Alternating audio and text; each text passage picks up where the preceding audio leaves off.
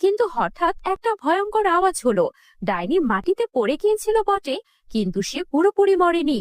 ধোঁয়ার মধ্যে তার শরীর কাঁপতে কাঁপতে দাঁড়িয়ে উঠল। তার চোখ তখন আরো লাল। সে দাঁত বের করে বলল, তোমরা ভেবেছো আমাকে শেষ করতে পারবে? আমার অর্ধেক শক্তি গেছে, কিন্তু আমি এখনো বেঁচে আছি। এবার তোমাদের শাস্তি পেতে হবে। ডাইনি হঠাৎ তার কালো লাঠি মাটিতে ঠুকে দিল। মুহূর্তে মাটি ফেটে কালো ঝড় উঠে এলো। পাঁচ বোন কিছু বোঝার আগেই ডাইনি চিৎকার করে বলল, তোমাদের মধ্যে একজন এখন আমার জাদুর ঘরে বন্দি থাকবে। ঘরের মধ্যে তখন হঠাৎ করে আলিয়ার কোমর পেঁচিয়ে গেল। আলিয়া চিৎকার করে উঠল, দীপিকা আপু, সারা, আমাকে বাঁচাও। কিন্তু তারা ধরার আগেই আলিয়া কালো ঝড়ের মধ্যে হাওয়া হয়ে গেল। ডাইনি কুটকুট করে হাসলো, তোমরা যদি আলিয়াকে ফেরত চাও, আমাকে তোমাদের ওই ঘরে, আমার নিজের জাদুর ঘরে হারাতে হবে। কিন্তু ওই ঘর থেকে ফেরা সহজ নয়। পরি ওদের সামনে উড়ে এলো। সে বলল, ডাইনি আলিয়াকে তার জাদুর ঘরে নিয়ে গেছে। ওই ঘরে গেলে সাধারণ মেয়েরা ফিরে আসতে পারে না। তোমাদের ওকে ফেরাতে হলে একটা বড় জাদুর রহস্য উদ্ধার করতে হবে। হচ্ছে সেটা ফুলের জাদুর লেহেঙ্গা রহস্য।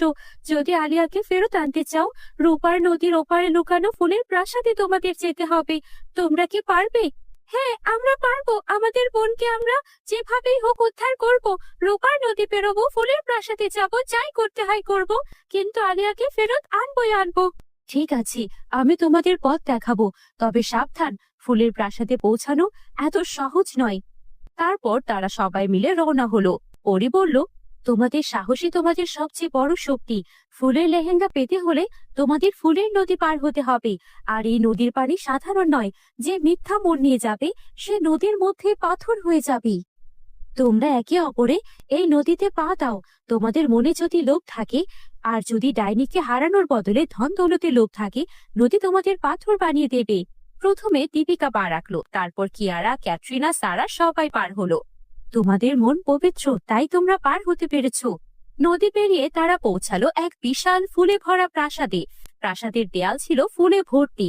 তারা প্রাসাদের ভেতরে ঢুকে দেখলো মাটির ওপর বড় একটা ফুলের লেহেঙ্গা রাখা। তার লেহেঙ্গাটা পাঁচ রঙের ফুল দিয়ে সাজানো, আর সেখানে উপরে লেখা, যারা সাহসী, সৎ আর পরোপকারী তারাই তাকে স্পর্শ করতে পারবে। তারপর সারা হাত বাড়িয়ে লেহেঙ্গাটা তুললো, আর তখন লেহেঙ্গাটা থেকে আওয়াজ আসলো, তোমরা সাহসী, সৎ, তোমাদের বোনকে আমি মুক্ত করব। পরি তখন হেসে বলল, তোমরা পেরেছো, এবার চলো ডাইনির জাদুর ঘরে। তোরা আবার এসেছিস, এবার তোদের সবাইকে পাথর বানিয়ে দেব। কিন্তু সারা লেহেঙ্গাটা উঁচু করে ধরতেই ডাইনির গায়ে এবার আগুন লেগে গেল।